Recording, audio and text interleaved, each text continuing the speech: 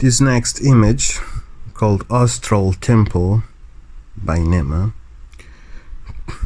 shows an African priestess flying towards her astral temple. Nema has her specific sets of instructions for one to build his or her own astral temple. We will be using instead the methods of memory houses as talked by Giordano Bruno. Nema's method can be found at her book Maat Magick and is highly suggested as well. We can see above the temple in this image again a mask. This mask in our practice here represents once again the divine personality of the adept. This means that the adept is to know his personality or her personality quite well and to write down the correspondences between the faculties, skills, virtues and powers of this personality and its characteristics, and he or she will have a map of his or her personality.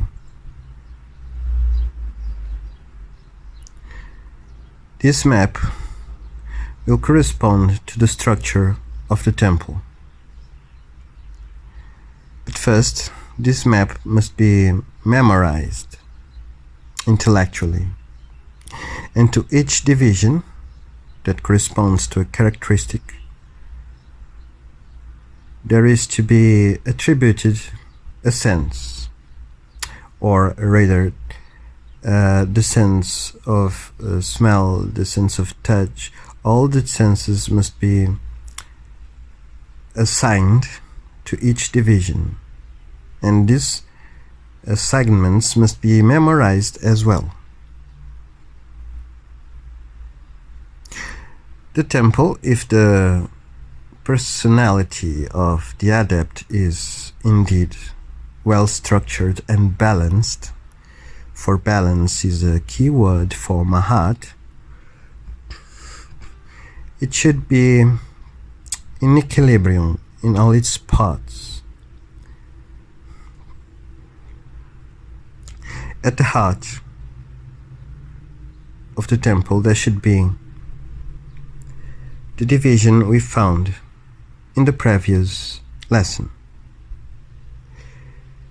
The sun clock, the feather, the sun of the two horizons, the altar and the ceremonial tools, and the light above it, the four arcs, the Akashic column or quintessence. This should compose the central chamber, the heart of the temple.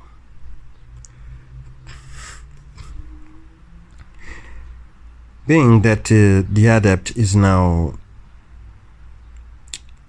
familiar with the aspects of existence beyond time and space, he is able to fully inhabit his mental body and to travel in the mental plane.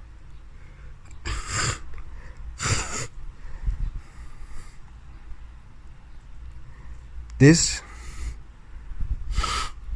is possible if the adept but imagines is in the various chambers of his astral temple, or of his mental temple in this case. You should imagine the chambers one by one, and the attributed senses, the assignments of the sensory organs to each of these chambers.